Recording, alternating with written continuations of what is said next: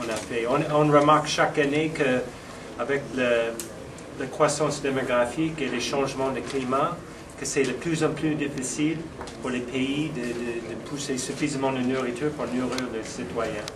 Et ça, on espère que ça sera utile pour vous, pour utiliser, pour améliorer les activités agricoles dans vos pays. C'est assez simple que ça. Mais le coût du projet, ça a été financé à hauteur de combien? Ça, je ne sais pas, peut-être. Oui, je n'ai pas le budget devant moi, mais je peux vous donner une idée de l'effort humain et technique. Ça a été un projet de 5 ans. Du côté du SGS, que je représente, il y avait à peu près 5 experts qui travaillaient donc avec les contreparties au CILS et à l'Agrimet.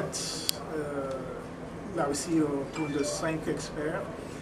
Et puis, bien sûr, avec 2 représentants nationaux de tous les 17 pays. Donc, 34 à peu près experts, disons, représentants des services nationaux dans cet effort de cartographie de toute la zone. Donc, c'était un projet de 5 ans.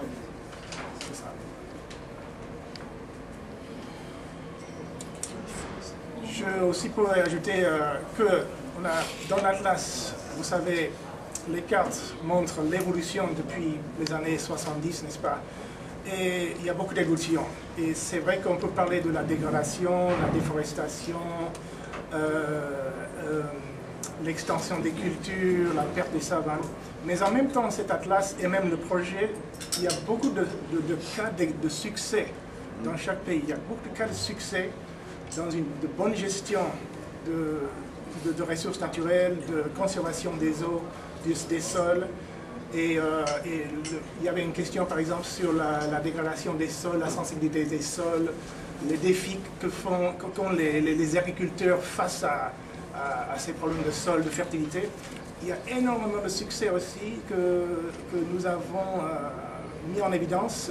Je peux vous donner l'exemple, par exemple, de la régénération naturelle assistée des arbres dans les champs au Niger. Actuellement, il y a plus de 2 500 000 arbres, plus d'arbres maintenant qu'il y avait il y a 20 ans, 30 ans au Niger dans les champs.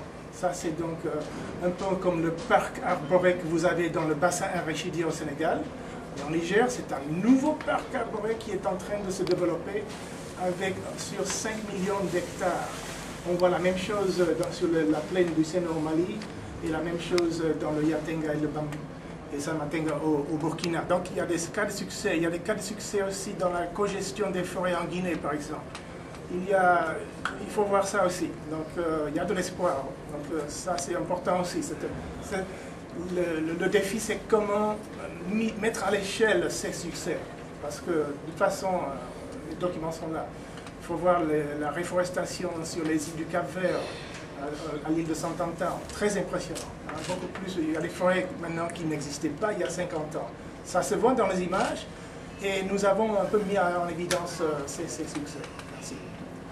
Justement, il y a le projet, la durée du projet, vous l'avez dit, le nombre de personnes qui interviennent dans ce projet. La manne financière, nous voulons avoir un chiffre exact, bon, un budget exact de la manne financière que vous avez dégagé. C'est quelques millions de dollars, quelque chose comme ça. À peu près combien? À peu près. Disons 2 à 3 millions.